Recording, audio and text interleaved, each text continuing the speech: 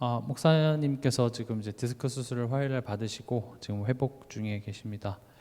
지금 지혈이 잘 안 돼서 원래는 수술 받으시고 그 오후에 이제 일어서서 이렇게 걸으실 수 있어야 되는데 아직 좀 지혈이 잘 안 돼서 오늘까지는 좀 누워 계시는 것 같습니다. 여러분들이 계속 위해서 기도해 주셨으면 좋겠습니다. 병원을 갔다 오면 항상 그런 생각이 듭니다. 건강한 것이 얼마나 축복인지. 진짜 몸이 아프면요, 뭐 다 필요가 없죠. 그 많았던 불평들도 내가 몸이 아파 버리면요, 의미가 싹 사라집니다. 그래서 사실 우리에게 매일매일 이 건강한 삶을 주신 것도 사실 우리가 감사해야 될 내용인 것 같습니다. 오늘 우리가 이번 주 받았던 부르심의 순종이라는 강단 말씀을 우리가 좀 적용해 보는 시간을 가지려고 합니다.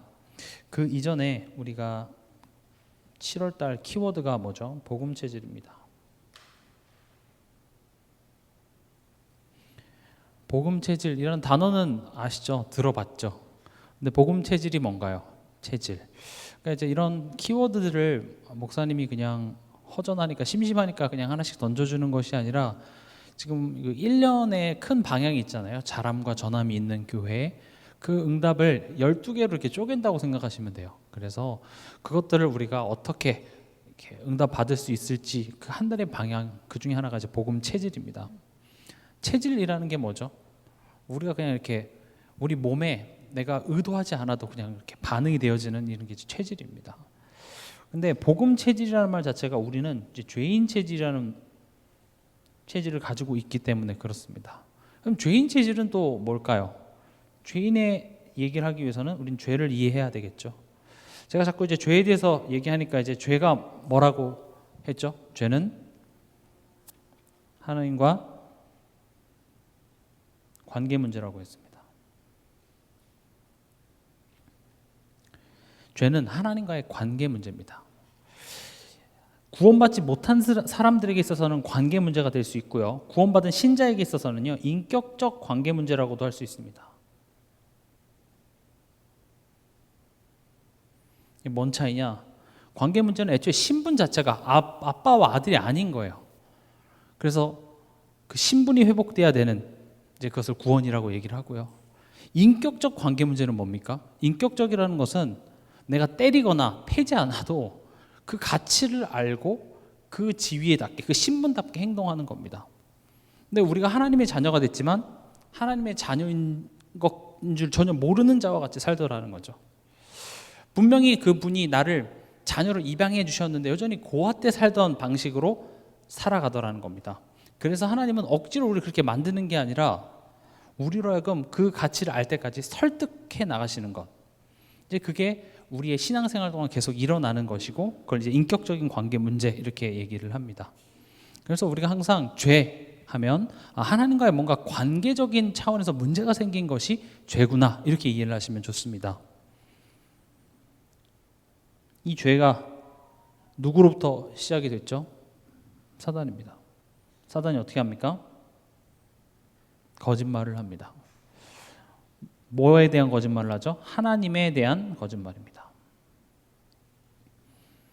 그냥 이런저런 거짓말을 많이 하는 것이 아니라 하나님에 대한 거짓말을 하는 것이 사단의 일입니다. 이따 뒤에서 설명드리겠지만 우리 삶 속에서 사단이 하는 일은 하나님에 대해 거짓말을 합니다. 내가 오늘 염려하는 것, 내가 걱정하는 것, 그냥 이 사건 때문에 내가 걱정, 염려가 되는 것 같지만 사실은 그 전에 사단이 하나님에 대한 거짓말을 내 생각에 집어넣고 그 생각에 내가 설득돼서 내가 하나님을 못 믿기로 결정을 하는 겁니다. 못 믿겠어. 이렇게 되는 것이죠. 그게 우리 체질, 우리 삶 속에 자연스럽게 녹아져 있는 것이 죄인의 체질입니다. 그래서 복음이 체질되기 위해서는 지금 내가 어떤 체질인가 이걸 알아야겠죠. 근데 우리는 내가 어떤 체질인가에 대한 생각보다는 그냥 나를 이렇게 힘들게 하는 이런 모든 사람과 상황 이런 거를 하나님이 바꿔주시면 제가 뭐 감사도 드리고 기뻐도 하고 전도도 열심히 할게요. 우리는 그렇게 조건을 자꾸 다는데 하나님 얘기하시는 거죠. 너가 복음 체질이 돼야 돼. 그러니까 복음 체질이라는 단어를 여러분들이 그냥 이번 키워드가 복음 체질이구나 이렇게만 생각하실 것이 아니라 이게 무슨 말인지를 이렇게 좀 깊게 묵상해 보시면은 깊은 내용들이 많이 있습니다. 결국 이게 죄 문제, 사단 문제라면 우리에게는 방법은 그리스도밖에 없습니다. 예수 그리스도의 십자가를 통하여서 어떻게 하는 겁니까? 요한일서 3장 8절에 마귀의 일을 말하십니다. 왜냐? 마귀의 일은 죄를 짓게 해서, 다시 말하면 하나님에 대하여서 우리로 하여금 하나님과 관계가 문제가 있게 해서 자기 소속이 되게 하는 겁니다. 그래서 사단이 하는 일은 죄를 짓게 해서 자기와 운명을 같이 해서 지옥에 가게 만드는 것이죠. 근데 하나님의 아들이 나타나신 것은 그 마귀의 일을 멸하십니다. 우리는 죄밖에 질 수 없지만 그 죄로 인하여서 사단과 묶여진 그 운명의 끈을 예수님께서는 십자가의 죽으심으로 끊습니다. 그리고 그 운명의 끈을 누가 묶습니까? 예수님과 묶습니다. 그래서 우리가 하나님 자녀 됐기 때문에, 내가 교회 생활을 몇 년 했기 때문에, 내가 믿었기 때문에 나는 복을 받아야 되는 그런 차원이기 전에 예수가 날 위해서 마귀의 일을 멸하셨고, 예수님의 그 운명과 나의 운명을 같이 묶으셨기 때문에 우리는 이 세상에서 승리할 수 있게 되는 겁니다. 우리의 실력이 아닙니다. 예수 때문에. 마치 KTX가 부산으로 가는데 그 뒤에 있는 수많은 그 열차 칸들은 그 열차 칸 스스로 가는 게 아니죠. 앞에서 끄는 그 기관차, 엔진이 달려있는 그 엔진 차가 끄는 힘으로 뒤에는 그냥 딸려가는 것뿐입니다. 마찬가지로 우리 삶을 이끄시는 분은 예수입니다. 그 예수가 부산으로 가기 때문에 우리는 부산으로 가는 은혜를 힘입게 되는 것이죠. 근데 내가 그 부산으로 끌고 가는 그 열차를 힘입는다는 생각을 못하면, 이거 내 열심으로 내가 안 가려고 버티고 하는 거, 그건 나만 고생입니다. 그래서 아는 거예요. 아, 그렇구나. 내가 여기 맡기면 나는 축복을 받을 수밖에 없는 것이구나. 그리고 뭡니까? 로마서 8장 1절에서 2절. 우리가 죄에서 해방된 것입니다. 죄와 사망의 법에서 우리를 해방하셨기 때문에, 사실 원래 우리가 하나님에 대하여서 못 믿는 그 횟수만큼 우리는 죄의 형벌을 받아야 되고 하나님의 진노 가운데 있어야 하는데, 예수님께서 십자가에서 그것을 대신 지심으로 말미암아 우린 거기서 해방된 것입니다. 그리고 마침내 하나님께 우리가 나아갈 수 있는 길을 열어주신 것이 그리스도입니다. 그래서 복음 체질이 된다는 것은요, 우리 삶 속에서 이 그리스도를 통하여서 하나님을 의지하고 신뢰하는 이 관계가 회복되어지는 것을 보고 복음 체질 이렇게 얘기합니다. 뭐 평상시 때야 뭐 하나님 믿고 오직 예수밖에 없다 이런 고백은 하지만, 실제로 우리 삶 속에 여러 가지 상황과 문제가 터지면은 이제 뭐가 드러나죠? 우리 죄성들이 이렇게 드러나죠. 근데 그런 것들은 하나님이 시험을 줘서 네가 잘하나 못하나 봐서 틀리면 혼내려고 지금 하는 게 아니라, 그런 방해물들을 드러내셔서 그것들을 치유케 하시는 하나님의 방법입니다. 이것을 통해서 우리 복음 체질화시켜 나가는 겁니다. 우리의 인생은 이렇게 복음화 되어져 가는 여정을 살아가고 있습니다. 그걸 조금 어려운 말로 성화라고 얘기를 하는데, 여기서 성화라는 것은 윤리도덕적으로 뭔가 깨끗하고 흠없어야 된다, 그걸 얘기하는 건 아닙니다. 그게 필요 없다는 것은 아닙니다. 그것은 나중에 맺혀질 열매이고요. 진짜 중요한 것은 하나님과의 관계가 회복되면 회복되어질수록 어떻게 해요? 그리스도를 힘입어서 그리스도를 의지하면서, 이젠 예전에 내가 세상의 것들을 의지하고 세상의 것들로 나의 허무함을 달랬고 세상의 것들로 나의 슬픔을 의지했던 나의 삶 속에서 하나님이 의지되니까, 이제는 세상의 것들이 내게 그만큼 위로가 되지 않는 거예요. 그것이 어떤 것에 중독되어 있는 것에 치유할 수 있는 방법입니다.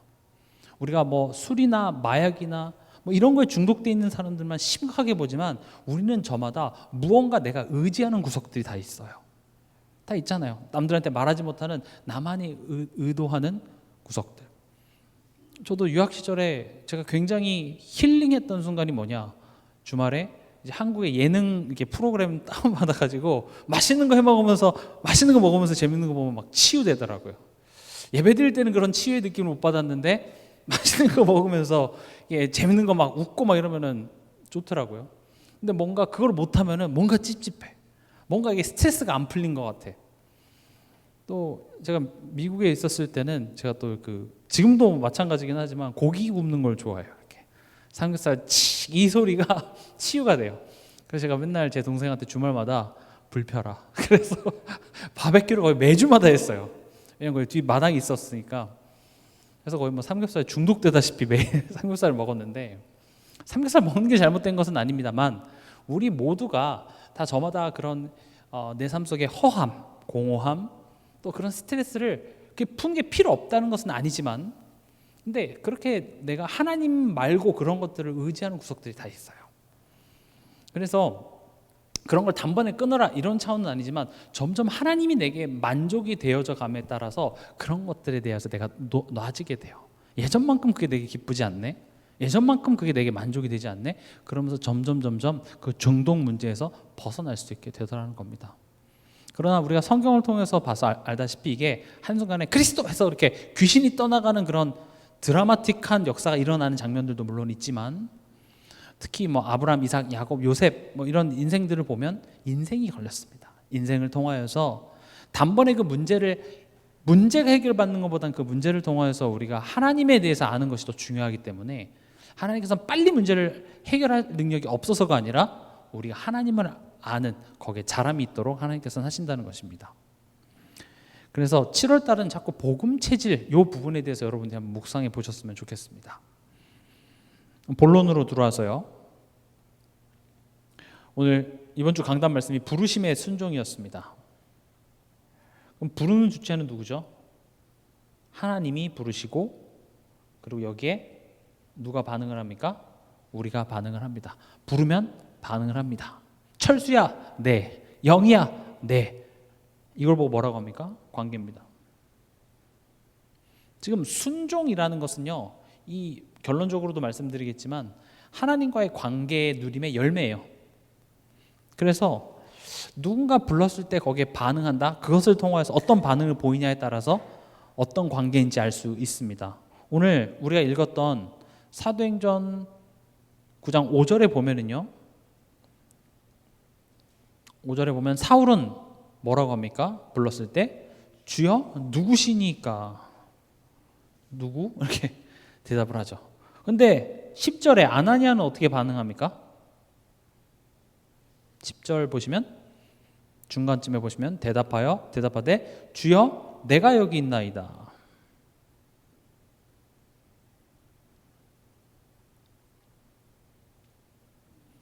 지금 똑같은 부르심에 어떻게 반응하죠? 사울은 누구십니까? 이렇게 반응하죠. 아나니아는 주여 내가 여기 있나이다 이렇게 반응을 합니다. 그럼 지금 둘 중에 어떤 게 좋은 관계로 보이십니까? 당연히 아나니아죠. 지금 성경이 이번 주 강단 말씀이 요구하는 것은 하나님의 부르심에 우리가 이와 같이 응답하는 자 되라, 지금 그거거든요. 근데 우리 대부분의 모습이 사울의 모습일 경우가 많아요.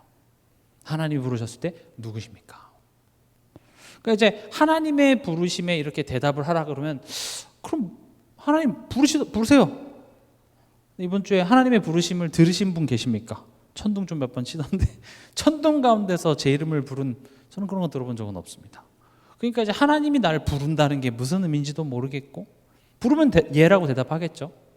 그러니까 이제 이런 부분에서 소통이 잘 안 되어지는 것이죠. 근데 보세요, 10절에 보면 그때 다메섹에 아나니아라는 제자가 있더니 주께서 환상 중에 불러 이르시되 아나니아 하시거늘 대답하되 주여 내가 여기 있나이다. 보세요, 하나님의 부르심에 대답하는 자를 뭐라고 표현합니까? 제자라고 표현합니다. 제자는 전도를 몇 명 했고 그런 거 이전에 가장 근본적으로 이 하나님과의 이 좋은 관계를 누리는 자입니다. 누리다는 게 다른 게 아니죠. 그 부르심에 내가 반응을 하는 거. 그럼 여러분 스스로 한번 점검해 보시기 바랍니다. 나와 하나님과의 관계는 어떤가?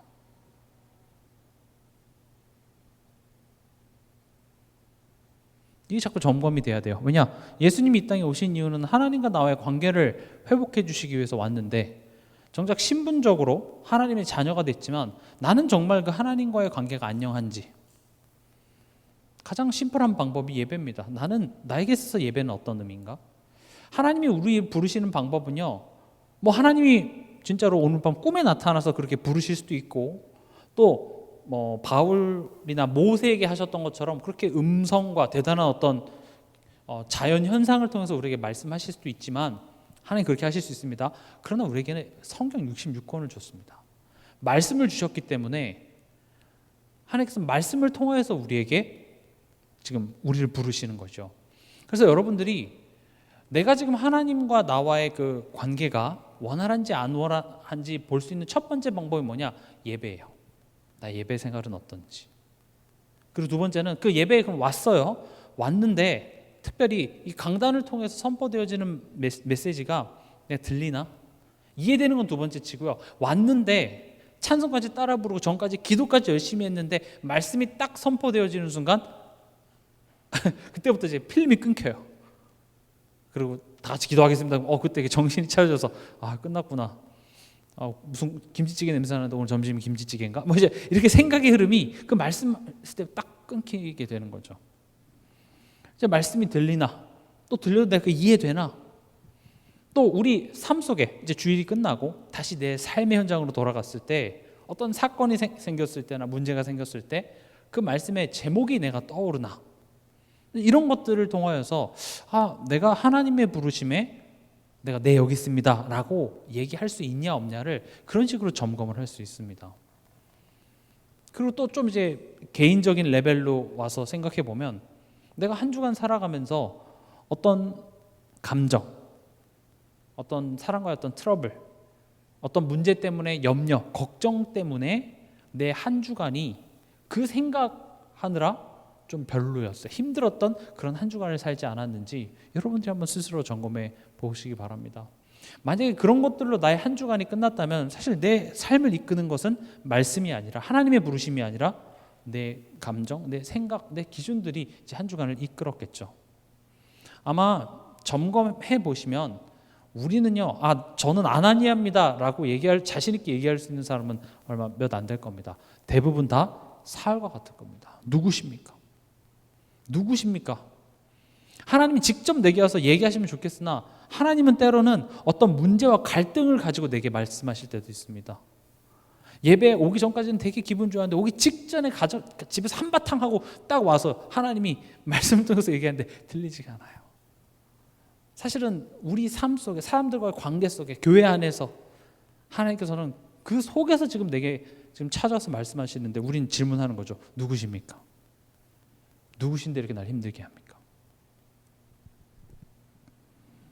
우리는 사실은 하나님과의 관계가 그렇게 좋지 못합니다.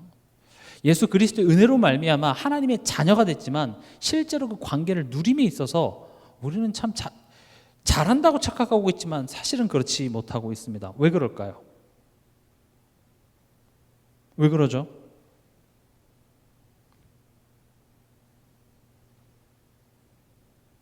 바로 사단이 활동하기 때문에 그렇습니다. 베드로전서 5장 8절에 우는 사자와 같이, 또 고린도후서 11장 14절에 광명의 천사로, 사단이 계속 사단의 일을 한다라는 것이죠. 사단의 일이 뭐라고 말씀드렸죠? 우리가 이 사단의 일에 대하여서 정확히 알아야 돼요. 사단의 일은 죄를 짓게 합니다. 이거를 잘못 알면은요, 뭔가 내가 원하는 대로 흘러가지 않고 나의 삶을 방해하는 모든 것을 다 사단이라고 얘기할 수 하는 오류에 범할 수 있어요. 내가 시험을 잘못 봤어요. 사단이 방해했다면서. 이번에 내가 직장에 갔는데 경제가 어려워서 회사에서 내 월급이 깎였어요. 연봉이 깎였어요. 사단이 우리 경제를 방해한다. 맞습니까? 지금 이게 사단이 어떤 일을 하는지를 모르면요, 그냥 모든 나를 방해하고 나를 힘들게 하는 모든 건 다 사단이야. 맞냐는 거죠. 내가 아파요. 사단이 날 아프게 한다면서. 때로는 하나님이 질병을 허락하시기도 하세요. 그러니까 우리가 이 성경을 이렇게 잘 보지 못하면요, 그냥 이거 성경을 내 멋대로 그냥 해석을 해요. 그냥 날 공격하는 남편이 사단이야. 넌 사단이야. 아니에요. 때론 우리가 잘 알다시피 하나님께서 바로의 마음을 강팍하게 하시기도 하고요. 때론 하나님이 이스라엘 백성들을 바벨론의 포로가 되게 하기도 해요. 때론 분인날을 통하여서 한나를 격분케 하기도 해요. 그 배후의 세력이 사단인 경우도 있지만 하나님인 경우가 성경에 더 많아요. 우리가 왜 그걸 자꾸 혼돈하냐면 사단이 뭘 하고자 하는지를 몰라서 그래요. 사단은 죄를 짓게 합니다. 죄가 뭐죠? 다시 하나님에 대하여서 하나님과의 관계 문제죠. 하나님과의 관계를 사단은 어떤 식으로 하냐? 거짓말을 하게 해서, 하나님에 대한 거짓말이죠. 그래서 하나님에 대해서 오해하게 해서 믿지 못하게 만드는 것입니다. 그러니까 지금 예를 들어서 경제적으로 어려운 상황이 닥쳤어요. 그럼 사단이 지금 우리 가정을 어렵게 하는 겁니까? 어렵게 하는 걸 수도 있어요. 그러나 사단은 경제를 어렵게 하는 것에 목적이 있는 것이 아니라 지금 이 상황을 통하여서 내게 하나님에 대하여서 못 믿게 하는 거짓말을 하는 일을 한다는 거죠. 그래서 때로는 우리에게 풍요로운 경제를 주면서도 하나님을 못 믿게 할 수 있어요. 그 결과적으로 지금 내가 하나님을 더 바라보고 의지하냐 안 하냐에 따라서 여기에 하나님의 뜻이 있냐 없냐 이걸 볼 수 있는 겁니다. 이거 구분 잘 하셔야 됩니다. 특히 우리가 이 사단에 대해서 많이 이야기를 하기 때문에 이거 잘못 생각하면 이거 뭐 다 귀신의 역사고 사단의 역사고, 근데 그게 불신자들이나 잘 모르는 사람한테는 굉장히 이상하게 들립니다. 쟤는 뭐 자기 마음에 안 드는 건 다 사단이고, 자기 뜻대로 안 되는 건 다 귀신의 역사라고 하고, 그러니까 예를 들어서 내가 빨리 택시가 와야 되는데 택시가 빡 와요. 성령의 역사. 내가 오늘 어디 가야 되는데 버스를 놓쳐서 사단이 아침부터 방해를 한다면서. 말이 됩니까? 방해할 수 있어요. 그러나 사단의 목적은 나를 버스를 못 타게 해서 늦게 해서 나를 속상하게 만드는 것에 사단의 일이 있는 게 아니라, 사단의 목적은요 결국 하나님을 못 믿게 하는 데 있다고요. 우리가 하나님을 믿지 왜 못 믿습니까? 못 믿는다라는 그 열매가 어떻게 맺혀집니까? 그게 이거예요. 염려, 걱정, 원망, 그리고 하나님으로부터 독립이죠. 오케이, 하나님한테 제가 아쉬운 소리 안 할 테니까 하나님 저도 건들지 마세요. 그냥 제가 제 인생 알아서 살아갈게요. 그것도 틀린 거예요. 결국 내 인생에 하나님 없음을 만들어내는 게 사단이 하는 일입니다. 그래서 때론 누군가에겐 어려움을 통하여서 사단이 그렇게 하기도 하고요. 근데 신자에게 있어서는요, 하나님이 그런 일들을 허락하시는 경우도 더 많습니다. 우리가 욥을 봐도 아시다시피 사단이 하나님께 찾아와서 하나님이 축복 많이 해줘가지고 제가 그릇 잘 믿지 저거 다 뺏어가면 하나님 못 믿어요. 그러니까 하나님이 허락하십니다. 그래, 걔 생명만 빼놓고 네가 마음대로 해봐. 우리가 그 장면만 봐도 때로는요 우리 삶 속에 그런 어려운 일들, 사단이 공격하는 걸 하나님은 허락하셔서 그걸 통하여서 우리 신자로 하여금 더 이상 우리가 그 사단의 거짓말에 우리 속습니까 안 속습니까? 속아요. 근데 그 속았음에도 불구하고 너희가 그 죄를 자백하고 내게 나오면 그 사단에게 속은 것이 너의 운명이 되지 않은 그리스도를 체험케 합니다. 그것을 통하여서 우리의 상처를 치유해내시고, 그것을 통하여서 하나님의 사랑을 더 크게 나타내서 거기서 우리를 성장시킨다라는 거죠. 그래서 이 사단의 이 괴락들을 하나님께서는 때로는 그것을 통하여서 일을 하시기도 한다라는 겁니다. 그 사실을 알면 얼마나 든든한지 몰라요. 우리는 사단에게 매 순간 속습니다.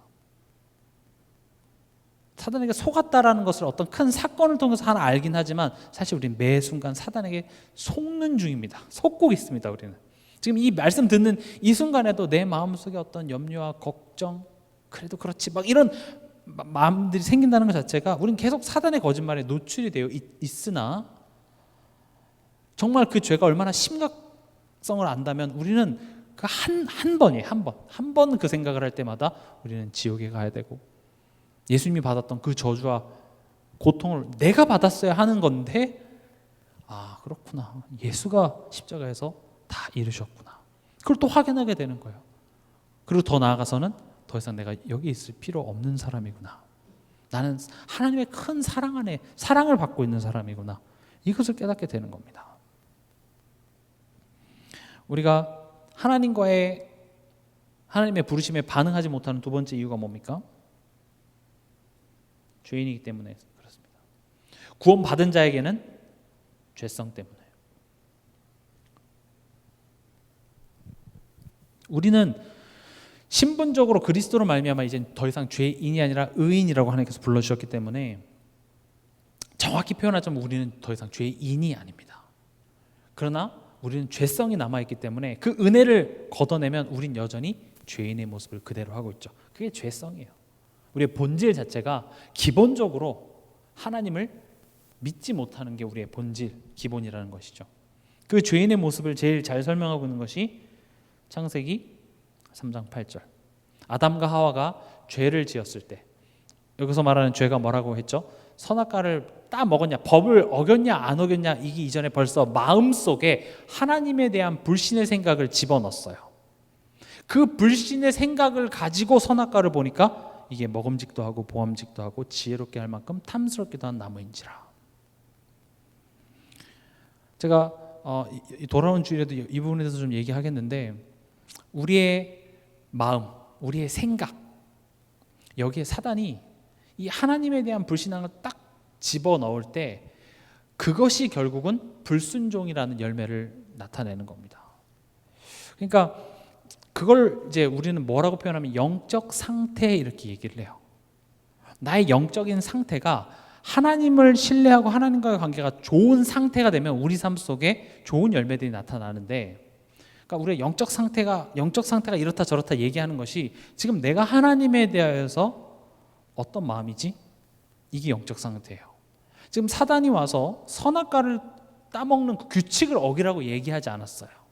그냥 하나님에 대하여서 오해하게, 하나님을 거짓말하는 자로 만드는 그 생각을 집어넣었을 뿐인데, 그렇게 하고 현실을 바라보니까 나는 하나님으로 충분해가 되는 게 아니라, 그래 맞아, 내가 저 선악과를 못 먹어서 내가 불행했던 것이구나, 저것만 먹으면 내가 하나님처럼 될 수 있겠구나. 지금 우리 삶 속에 내가 뭔가 집착하는 게 있잖아요. 아 그래, 우리도 내 집 마련을 하고, 내가 조금만 더 돈이 있고, 내가 조금 더 승진하고, 내 자녀가 이렇게 변하고, 내 남편이 이렇게 되면 내가 행복할 거야. 그게 틀렸다는 말은 아니지만 그게 나에게 있어서 선악과예요. 우린 하나님으로 충분한 사람인데 벌써 내 마음속에 사단이 그 거짓말을 집어넣은 거예요. 그 결과 내가 하나님이 아닌 다른 것을 붙들게 되더라는 겁니다. 이 사건이 한두 번 일어날까요? 아닙니다.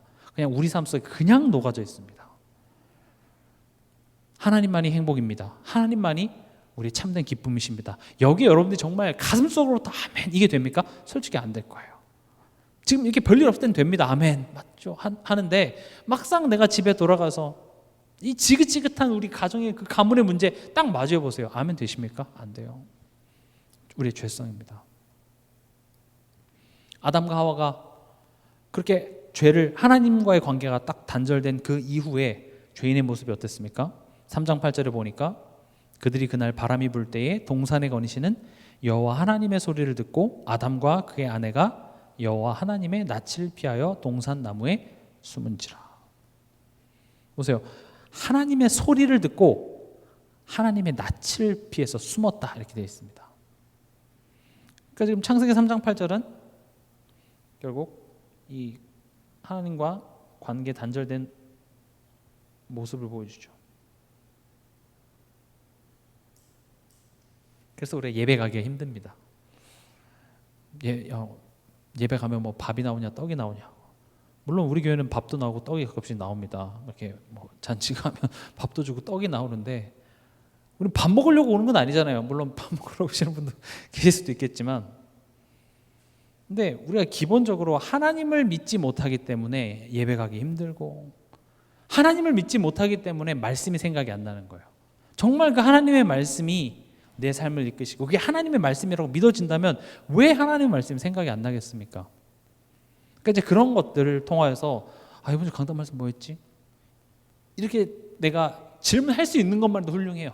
근데 대부분 이제 한 주일날 와서 저번 주 이렇게 가방에 주보를 꺼냈는데 그게 저번 주 주보인 거죠. 그래서 메시지 이거 저번 주 건데 그제서야 이제 확인하는 사람들도 많고요. 뭐 성경 이렇게 먼지 털어서 오시는 분들도 많고. 근데 이제 그게 왜 그러냐? 사단, 그것도 우리의 죄성 때문에 우린 그럴 수밖에 없는 것입니다. 그래서 괜찮다고 얘기하는 게 아니라 그래서 그리스도라고요.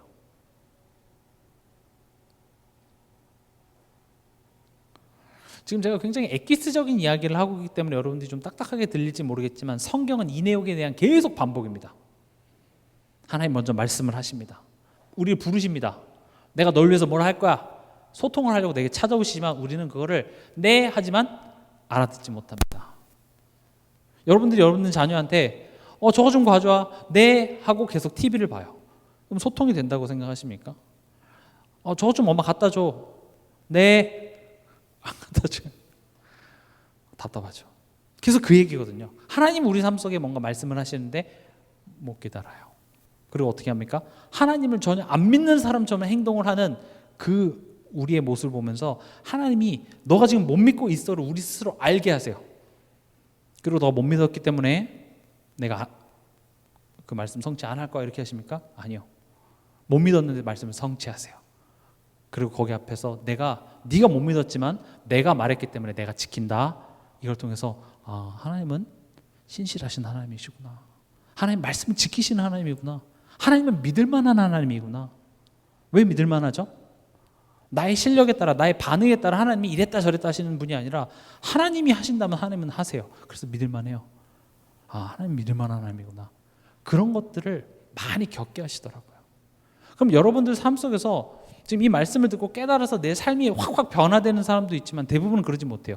또 돌아가서 옛날의 모습대로 또 돌아가서 원망하고 걱정하고 할 거예요. 그러나 이 말씀을 통해서 그럼에도 불구하고 하나님께서 내 삶 속에 역사하시는 것들 여러분들이 보는 그 과정들을 통해서 내 생각이 거기서 깨져요. 그럼에도 불구하고 하나님이 여전히 더 큰 사랑으로 나를 바라보시고 나를 세우시는 그 하나님의 사랑이 나를 변화시키더라는 거죠. 그래서 우리는 더욱더 그리스도의 사랑, 더욱더 그 십자가 이 내용을 우리가 붙잡고 묵상해야 되는 이유가 바로 여기 있는 겁니다. 그리고 결국 이 믿음이라는 것도요. 그러니까 우리 이런 이야기를 들으면 나의 믿음 없음이 자꾸 드러나잖아요. 그럼 믿어야지. 내가 이렇게 힘을 준다고 믿어지는 게 아니라 믿음을 주시는 이가 누굽니까? 그 예수예요. 그래서 믿음 달라고 기도하시면 돼요. 하나님 안 믿어져요. 아무리 믿으려고 해도 믿을 수가 없습니다. 그리고 우린 끝나잖아요. 못 믿겠어요 하나님? 즐거웠습니다 지금까지 하고 우리는 끝을 내는데 그게 아니라 그래서 믿음 주시옵소서. 그걸 기도하세요. 여러분 믿음 달라고 기도해 보신 적 많이 없죠? 저도 이렇게 생각해 보니까 믿음 달라고 기도를 잘 안 하더라고요. 그냥 기도를 안 하죠. 기도하세요. 특히 금요치유전도학교단에 이런 데 오셔서 너무 힘들고 정답은 알겠는데 실제로 내 삶 속에서 현실 앞에서 잘 안 돼서 막 속상하고 원망이 나오고 그러면 그럴수록 내가 하나님 앞에 납작 엎드려서 믿음 회복하여 주시옵소서.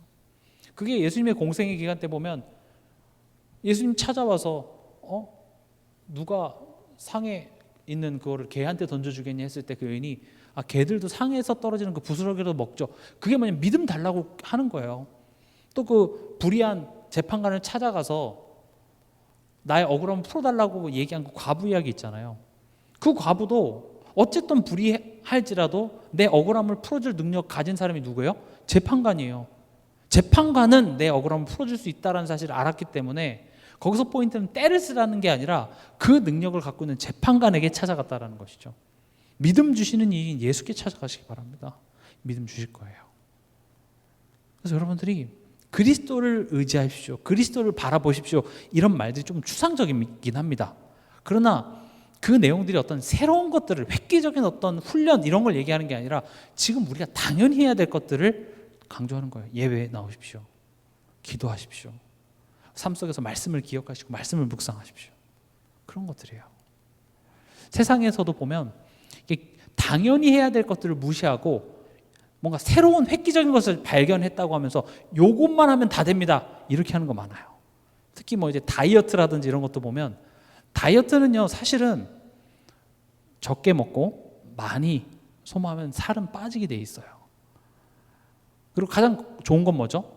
건강한 삶을 사는 거예요. 사실은 다이어트는 충분히 수면 취하고 그리고 몸에 좋은 음식을 골고루 먹고 그리고 내가 운동하고. 근데 그게 쉽습니까? 어렵습니까? 어렵죠. 그래서 이 약만 드시면 이제 이 약만 먹으면 콜라를 몇 캔을 먹고 맨날 밤에 야식을 먹어도 괜찮은 것처럼 얘기하는데 효능이 있는 것도 있지만 그건 우리 몸을 망가뜨려요. 신앙생활도 마찬가지입니다. 그렇게 빨리 가는 길, 쉽게 가는 길 그런 걸로 사람들이 유혹하고 다 필요 없고 이것만 하면 됩니다. 그게 되게 반응은 좋을지 몰라도 그게 우리가 영적으로 건강하지 않아요. 우리의 신앙의 길은요, 사실은 정도를 걸어가는 겁니다. 누가 뭐라 그래도 우리가 기도하고 예배하고 그냥 너무 식상하고 맨날 듣는 이야기인 것 같은데 거기에 진리가 있어요. 그 학교에서 이렇게 공부 잘하는 애들 보면 요즘은 어떤지 모르겠습니다. 예전에는 이렇게 수능 잘 본 애들 이렇게 인터뷰하면 뭐라고 합니까? 교과서 위주로 수업 잘 듣고 뭐 뻔한 이야기를 하죠. 그걸 누가 몰라요? 근데 거기에 정답이 있어요. 저도 많이 느낍니다. 항상 이 정도를 걸어가는 것에 거기에 다 이유가 있어요. 힘들어요. 그러나 이 신앙생활도 마찬가지입니다. 뭐 막 대단한 역사가 일어나고 증거가 일어나고 뭐 이렇게 기도하고 저렇게 기도하고 좋습니다. 그런 역사가 일어날 수 있지만 우리의 영혼을 건강하게 하는 신앙생활은요, 아니에요. 우리가 당연히 해야 될 것들을 하나씩 하나씩 그렇게 해서 내가 건강한 그리스도인으로서 건강한 삶을 살잖아요. 그럼 모든 게 다 회복되게 되어 있습니다. 그래서 뭐 대단한 거 하려고 하지 마시고 예배부터 그냥 회복하세요. 뭐 누가 이 자리에 서든지 안 서든지 간에 내가 수요예배, 금요예배, 주일예배 그 예배부터 그냥 하나씩 하나씩 회복하면요 거기에 사실은 다 들어가 있습니다.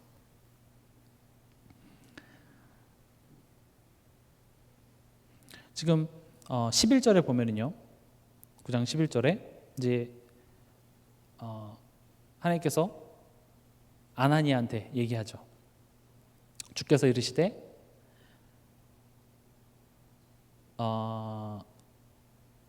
잠시만요.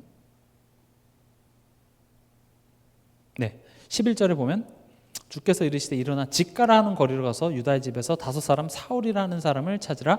그가 기도하는 중이라. 그가 아나니아라는 사람이 들어와서 자기에게 안수하여 다시 보게 하는 것을 보았느니라 하시거늘. 그렇게 되어 있습니다. 지금 결국 오늘 지금 제가 얘기하려고 하려는 건 뭐냐? 순종이라는 것은 이제 믿음의 열매라는 건데요.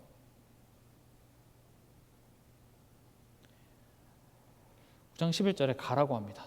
누구한테요? 아나니아한테. 그럼 저는 항상 이 질문이 좀 많아요. 그럼 하나님이 그냥 사울한테 직접 하지 않고 왜 아나니아를 통해서 가라고 하시냐는 거죠. 하나님이 지금 사울 앞에 나타나서 나는 네가 핍박하는 예수다 했으면 이제 앞으로 내가 널 어떻게 할 건지를 직접 얘기하시면 되는데 누굴 통해서 얘기하십니까? 아나니아를 통해서 그걸 얘기하게 한다는 거죠. 그러니까 이제 여기에 의미가 뭐냐? 결국 이거예요. 자, 이번 올해 그 표기도 하죠. 자람과 전함의 비밀. 다시 말하면 아나니아에게 하나님이 하실 말을 대언하게 하시는 것으로 아나니아를 자라게 하십니다. 하나님이 직접 사울을 하실 수 있습니다. 하나님이 직접 여러분들의 자녀, 여러분들의 남편, 여러분들의 아내, 여러분들의 그 식구들에게 하나님이 직접 그날 밤에 나타나서 변화시킬 수도 있지만 하나님께서는 다 작업해 놓으시고 나를 통하여서 그 메시지를 전달하라고 합니다. 그걸 보고 뭐라고 하죠? 전도라고 해요. 고린도전서 1장 21절을 보면 하나님께서 전도에 미련한 것으로 믿는 자들을 구원하시기를 기뻐하셨도다 하면서 전도를 뭐라고 표현하냐면은 미련한 것 이렇게 얘기를 합니다. 성경은 분명히 전도는 하나님께서 하신다고 되어 있습니다.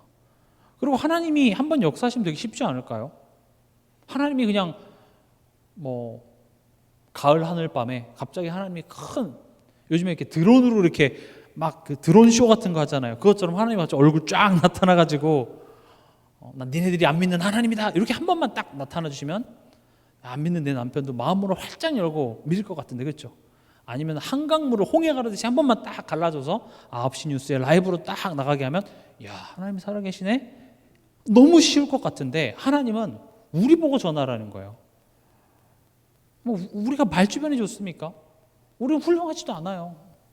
뭐 하나님이 나를 한 빌 게이츠쯤 경제적인 축복을 많이 주시면 아이고 하나님 나 이렇게 축복해 주셨다라고라도 할 수 있을 텐데 뭐 그런 것도 안 주시고 우리 보고 전도를 하라고 하니까 이게 너무 힘들죠.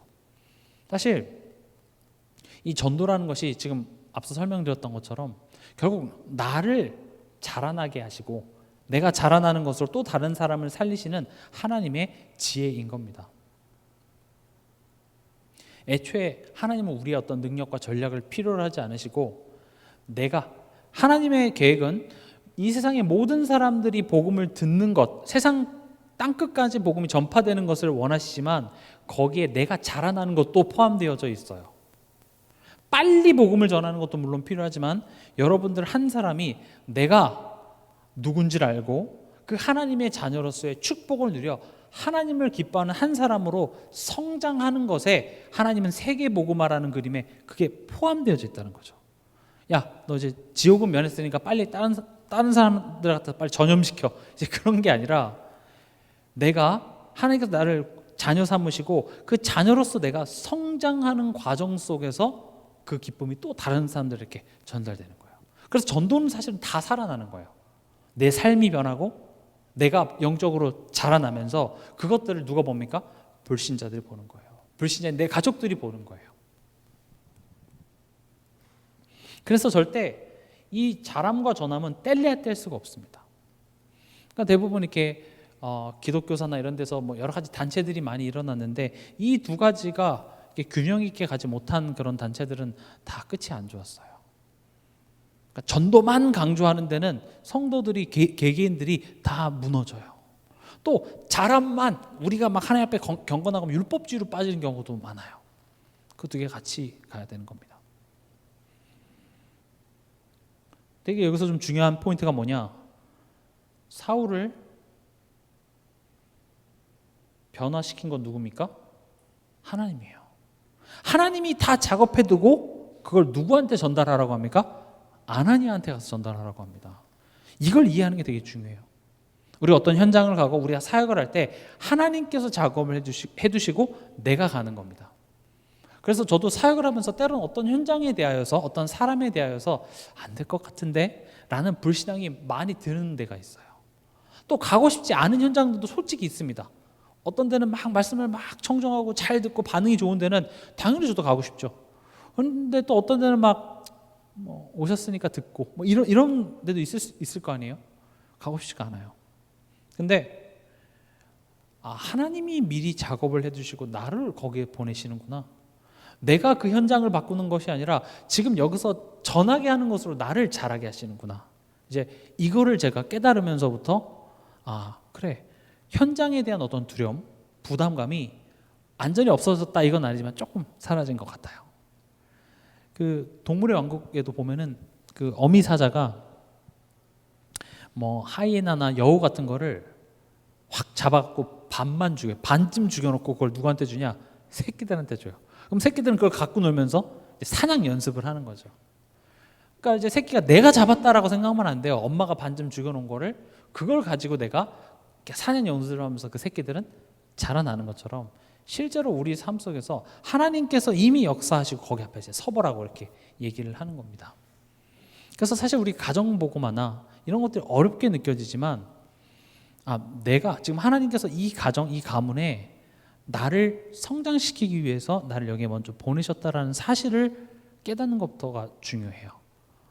우리는 하나님이 뭔가 이렇게 변화를 주시면 제가 움직이겠습니다라고 얘기하는데 하나님이 항상 그 상황 속에서 우리를 자라나게 하시는 방법이요. 13절에서 15절을 보면은요. 이제 가라고 하니까 아나니아가 뭐라고 얘기합니까? 13절에 아나니아가 대답하되 주여 이 사람에 대하여 내가 여러 사람에게 듣사온즉 그가 예루살렘에서 주의 성도에게 적지 않은 해를 끼쳤다 하더니 보면 내가 들은 것입니다. 하나님 들은 게 있는데요. 근데 15절에 너 그걸 들었어? 그래 그런 소문이 있다고? 그래 한번 생각해보자. 이렇게 얘기하지 않고 15절에 뭐라고 합니까? 주께서 이르시되 가라 이거죠. 이제 내 생각, 내 기준, 내 어떤 경험 이것과 뭐가 부딪혀요? 하나님의 말씀이지 부딪히는 요 상황. 이게 지금 아나니아를 자라게 하신 하나님의 방법이에요. 우리 삶 속에서도 마찬가지입니다. 그냥 편안한 삶이 우리를 자라나게 하는 것 같지만 실제로 내가 들은 것, 내가 경험한 것, 내가 아는 그런 기준과 하나님의 말씀이 부딪히는 그 순간이 내가 자라나는 시기예요. 대부분 그때 성도들은 시험에 듭니다. 대부분 그때 성도들은요 교회를 떠납니다. 내가 들은 것, 내가 경험한 것, 나의 기준 이것과 하나님의 말씀이 부딪히는 그때. 왜냐? 사실은 지금 우리야 쉽게 얘기하지만 아나니아에게 있어서는 사울의 존재는 뭡니까? 상처예요. 두려움이에요. 사울이 보통 사람이었습니까? 사울은요, 예수 믿는 사람을 잡아다가 재판에 세우고 사형시키고 핍박하는 것에 있어서 가장 악랄한, 아주 철두철미한 사람이었어요. 심지어 스데반 집사 죽이는데 가장 앞장섰던 인물이 사울이기 때문에 당연히 두렵죠. 심지어 지금 예루살렘에 있는 교회를 잔멸하고도 속이 시원하지 않아서 지금 다메섹까지 와가지고 이 다메섹에도 이 예수쟁이들이, 이 골수분자들이 숨어서 가정에서 예배드린다 그 정보를 입수하고 그거 죽이려고 지금 온 거예요.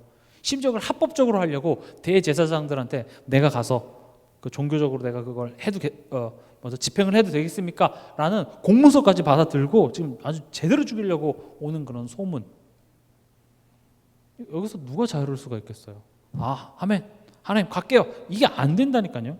하나님 제가 들은 게 있는데요. 하나님 그건 안 되는 것 같은데요가 먼저 나와요.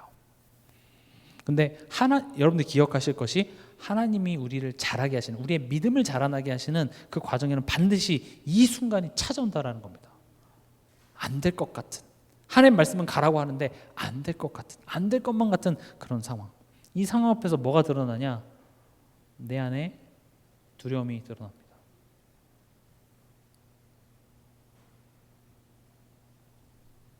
하나님은요, 내 안에 이런 두려움들을 마주하게 하십니다. 우린 그 두려움을 마주하는 게 싫습니다. 그냥 두려움이 너무나도 큰 허상이 되어 있기 때문에 그렇죠. 근데 결국 이 두려움은요, 예전에 아빠 없을 때, 고아로 지냈을 때 당연히 두려워해야만 했던 내용이지만 이제는 두려워할 필요가 없는 것이기 때문에 하나님은 뭐라고 합니까? 마주해봐. 지금 앞서 말씀드렸다시피 하나님께서 사울을 이미 작업을 다 해놨잖아요. 그렇죠? 이미 작업을 해놨는데 하나님이 야, 내가 다 작업해놨어. 너 그냥 가서 말만 하면 돼. 이렇게 얘기하지 않으세요. 이걸 언제 확인하냐? 사울 앞에 갔을 때 확인이 돼요. 이게 참 힘들어요. 하나님이 사자의 입을 다 봉했다라는 것을 다니엘이 꿈속에서 안 게 아니라 사자굴에 떨어져 봤을 때 아이고 하나님 작업하셨네. 그걸 알아요. 그러니까 이게 좀 힘들어요. 왜냐? 그 상황 앞에서 하나님의 말씀은 가라고 하는데 나는 안 될 것 같은 거예요. 근데 못 가겠습니다 하고 도망가면 하나님이 일하고 계시는구나, 하나님이 성취하시는구나, 하나님이 이미 다 이루셨구나라는 것을 우리는 확인을 못해요. 언제 확인합니까? 그 두려움을 가지고 내가 하나님 손 잡고 들어가 봐야 돼요. 마주해 봐야 돼요. 막상 가보니 하나님이 다 해결하셨네. 대부분요, 우리가 그 두려움이 닥쳐오면 그 두려움의 생각 때문에 걱정이 그걸 더 크게 만들어요. 그래서 대부분 그걸 하기 싫어서 피해버립니다. 근데 또 막상 해보면 별거 아니거든요. 우리가 뭐 집안일, 저도 혼자서 한 13년을 살았기 때문에 집안일이 어떤 걸 잘 알죠. 집안일이 막 시험 기간 한번 이렇게 지나고 나면 막 쌓여 있잖아요. 이거 언제 하나. 그래서 생각만 해도 하기 싫어서 계속 쌓아놓으면 계속 못 하게 돼요. 근데 그냥 하나씩 그냥 이렇게 하다 보면 또 되잖아요. 그래서 시작이 반이다라는 말 자체가 시작이 되게 힘들어요. 너무 두려워서 이걸 언제 다 해 싶은데 또 하나씩 하다 보면 또 돼요, 사실은. 그러니까 실제적으로 우리가 삶 속에서 이 두려움이라는 허상들이 얼마나 우리 삶에 영향을 많이 주고 있는지 몰라요. 그래서 막상 하나님 말씀 붙잡고 물론 막 두렵고 하지만 한번 서보세요. 말씀이 그렇다고 하면 한번 도전해 볼 수 있는 것. 들어가 볼 때 내가 걱정은 뭐예요? 하나님이 다 예비해 두셨구나. 하나님이 다 살 길을 열어 두셨구나. 하나님이 내 인생을 책임지고 계시는구나. 그 체험하게 되는 아주 좋은 기회가 될 줄 믿습니다. 그래서 아나니아는 어떻게 합니까? 말씀에 순종합니다. 17절 보면은요, 아나니아가 떠나 그 집에 들어가서 그 말씀 순종해서 떠나서 집에 사울이 있는 그 집에 들어가죠. 그리고 더 놀라운 건요, 17절에 그에게 안수하여 이르되 형제 사울아. 사울을 뭐라고 부릅니까? 형제. 이게 가능합니까? 사울님, 사울씨 이렇게 불러야 되잖아요. 저기요 이렇게 불러야 되는데 뭐라고 부릅니까? 형제 사울아. 이거는 쉽지 않아요. 이거는 저는 성령의 역사. 그러니까 지금 물론 다 성령의 역사지만 지금 이 아나니아는요, 내가 그래 하나님 말씀 그렇다고 하니 그럼 내가 그 하나님 말씀 가지고 들려진 소문은 그렇지만 그 쉽게 말하면 영적 싸움을 한 거예요. 영적 싸움을 하고 내가 그 집에 딱 들어가는 순간 하나님께서 사울을 보는데 내 마음속에 이런 마음, 형제 사울아. 그래서 그 누구죠? 손양원 목사님 같은 경우도 자기 아들을 죽인 그 공산당 청년을 자기 아들로 맞이한다. 여기 자녀 계신 분들 계시잖아요. 그게 가능할 것 같습니까? 불가능한 시나리오. 그건 절대 안 돼요. 예수님이 직접 오셔서 아들 해라. 예수님 나 그건 못해요. 이렇게 되는 게 정상이에요. 이거는 성령께서 우리의 마음과 생각을 지켜주는 거예요. 그래서 기독교라는 거냐 애초에 우리가 행동을 교정하는 것이 아니라 우리의 마음이 새 사람이 되는 거예요. 그러니까 이건 설명이 되는 게 아니라니까요. 원수를 용서하라. 안 돼요. 원수를 용서하는 그런 행동을 내가 교정하는 게 복음이 아니라 복음은요, 내가 새 사람이 돼버리는 거예요. 내 생각으로는 이걸 아예 불가능한 좀 안 될 것 같아요. 지금도 용서하십시오. 원수를 사랑하십시오. 노맨 되는데 그 순간에 성령께서 역사하사 나의 마음과 생각을 바꿔줘요. 그래서 용서가 되는 열매가 맺혀지는 것이죠. 에베소서에도 나와 있죠. 우리는 그리스도 안에서 한 새 사람, 가족으로 받아들입니다. 권속으로, 하나님의 권속으로 받아들이게 되는 것이죠. 이 사건이 별거 아닌 것 같지만 이 사건을 통하여서 사울이 뭐가 됩니까? 이방인을 위한 선교가 됩니다. 지금 애초에 사울이 이방인 정도가 아니라 핍박자였던 나를 용서해 주는 것보다 더 나아가서 한 가족으로 받아들이는 것을 보면서 사울은 이방인들에게도 지금 그거를 얘기할 수 있는 증인이 되는 거예요. 예루살렘 교회에서는 막 핍박하고 했는데 내가 그런 죄인 중에 계셨는데 그런 나를 용서 차원이 아니라 하나님께서 먼저 사랑하시고 그 하나님의 사랑을 교회라는 공동체 안에서 나를 가족으로 받아주는 걸 보면서 사울은 이게 복음 공동체 with 임마누엘 원네스, 이게 그 말이거든요. 사실은 하나님이 나와 함께 하시고 그것을 이 교회 공동체를 통해서 하나 되는 축복을 누렸을 때에 내가 또 다른 사람, 이방인, 나와 생각이 다른 사람들을 내가 품을 수 있는 그 응답을 누리는 것을 그냥 이렇게 단어로 with 임마누엘 원네스 이렇게 표현한 거거든요. 사울은 지금 이것을 통해서 겪은 거예요. 그래서 여러분들 가정, 또 우리 교회 여러분들 구역 식구라든지 이런 사람들에게 대하여서 내가 먼저 이룰 수 있는 한 사람이 되는 게 중요합니다. 그래서 이방인의 뜰, 다른 거 아닙니다. 내 안에 이방인의 뜰이 생겨야 됩니다. 이방인의 뜰이 뭐죠? 나와 생각이 다른 사람, 나와 기준이 다른 사람, 그런 사람에 대해서 무조건 비판하고 정죄하는 거 이전에 근데 자꾸 나랑 안 맞는 사람을 하나님이 묶어 자꾸 마주하게 해. 그렇다면 지금 나는 가기 싫고 하나님은 가라. 그럼 지금 무슨 시간표예요? 내가 성장할 시간표예요. 그럼 말씀이 그렇다고 하니 내가 한번 서보는 거예요. 그 자리에 자꾸 회피하고 도망만 가지 말고 그 자리에 내가 서보는 거죠. 그랬을 때 성령께서 형제 사울아, 내가 상상할 수 없었던 그런 고백들을 하게 하시더라는 겁니다. 그때 내 마음속에 어떤 게 생겨요? 이방인의 뜰이 생기는 겁니다. 더 쉽게 얘기하면 내가 A라는 사람을 품지 못하면 내가 앞으로 살아가는 데 있어서 이 A와 같은 사람은 나의 전도 대상자가 되지 않는 거예요. 그럼 하나님은 어떻게 하시겠습니까? 나를 그 A와 같은 사람을 살리는 사람으로 나를 부르셨다면 계속 A 다시 A 계속 만나겠죠. 하나님 왜 내 인생에 이렇게 인간 이상한 사람들만 만나게 하십니까? 아니야. 너가 요 사람만 품으면 너에겐 새로운 세계가 열릴 거야. 그렇게 되는 겁니다. 결론입니다. 말씀의 제목이 뭐죠? 부르심의 순종입니다. 순종은요,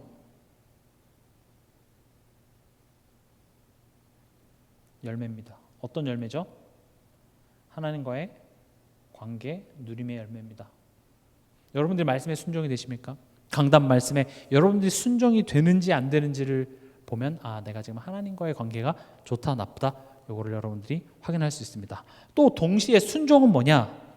하나님과의 관계를 방해하는 방해물, 다시 말하면 이 장애물을 뛰어넘는 영적 싸움이기도 합니다. 다시요. 하나님과의 관계가 좋아졌을 때 결과적으로 나오는 것이 순종이기도 하면서 또 동시에 하나님이 우리를 그 관계를 회복하시기 위해서 때로는 순종케 하십니다. 그러니까 순종이 되어지기도 하고 때로는 우리가 영적 싸움이죠. 그러니까 내가 순종해보는 거예요. 그걸 보고 영적 싸움이라 그래요. 우리 영적 싸움하면 사단 막 떠나갈지어다 이렇게 고함만 지르지 마시고 그 말씀 앞에 내가 해보는 거예요. 내 뜻에 내 생각에 아닌 것 같다 할지라도 내가 한번 해보는 거예요. 그것을 통하여서 그래 내가 하나님 말씀에 내가 순종, 영적 싸움입니다. 그래서 이번 주 말씀 부르심의 순종입니다. 주여 내가 여기 있사오니, 이 관계를 우리는 응답을 받기 위해서는 지금 내가 어떤 상태인지를 알아야 되고, 우리 상태를 보시면 부르시는지도 모르고요, 불러도 가기 싫어요. 아니 거긴 싫어요. 이러기에 우리의 모습이라는 거죠. 그것은 왜 그럽니까? 사단이 우리를 속이고 또 우리의 죄성 때문에. 그렇기 때문에 우리는 그런 내 상태를 알면 누구에게 가야 됩니까? 그리스도를 의지해야 합니다. 그리고 하나님은 그런 상황들을 실수하셔서 무능해서 그런 상황을 허락하시는 것이 아니라 그 관계를 회복하시기 위해서 내 의견과 내 수준과 맞지 않는 것 같은 상황들 속에 하나님께서는 가게 하셔서, 다시 말하면 불순종할 수밖에 없는 상황 속에 순종하라는 말씀을 통하여서 우리의 수준을 깨트리고 하나님이 하신다라는 것을 우리로 통해 확인케 하셔서 하나님과의 순종할 수 있는 그 부르심에 주여 내가 여기 있습니다, 나를 사용하여 주시옵소서, 그 관계를 회복하신다는 것입니다. 이번 한 주간도 이 강단 말씀에 응답을 누리시는 한 주간 되시길 주님의 이름으로 축원합니다.